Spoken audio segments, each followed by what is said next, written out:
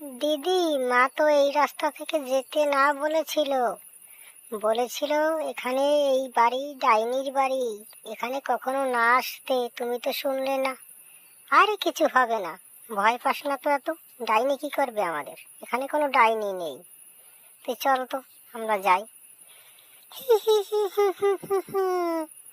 এখানে ডাইনি নেই না? ডাইনির বাড়ি থেকে যাওয়া আর বলবো এখানে ডাইনি নেই।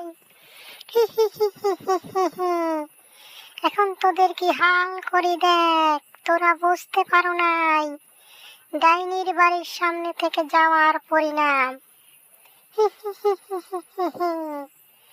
এবার তোরা বুঝতে পারবি কার বাড়ির সামনে থেকে যাচ্ছিস। দিদি, তাড়াতাড়ি চলো তো, কেমন জানি মনে হচ্ছে, আমার একটু ভয় করছে। আরে ভয় পাস না তো ছোট, কিচ্ছু হবে না, আমি আছি না।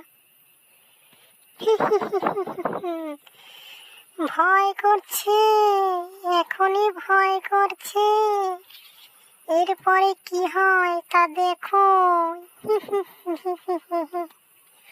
দিদি, একটু পা চালিয়ে চলো তো, তাড়াতাড়ি যাই এই জায়গা থেকে, আমার অনেক ভয় করছে। হ্যাঁ হ্যাঁ, চল চল, তাড়াতাড়ি যাই। এই তোরা কারা রে? কোথায় যাচ্ছিস তোরা? আমার বাড়ির সামনে থেকে যাচ্ছিস, আমার সাথে দেখা করবি না?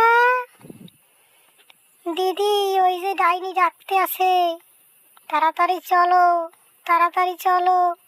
হ্যাঁ হ্যাঁ, চল চল, আমারও ভয় করতে আছে এখন, চল। এ তো শুরু হয়েছে সবে ভয়।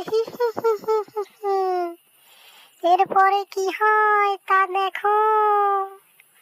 আমি তোমাদেরকে ছাড়বো না, আমি তোমার দিদির শরীরে প্রবেশ করব।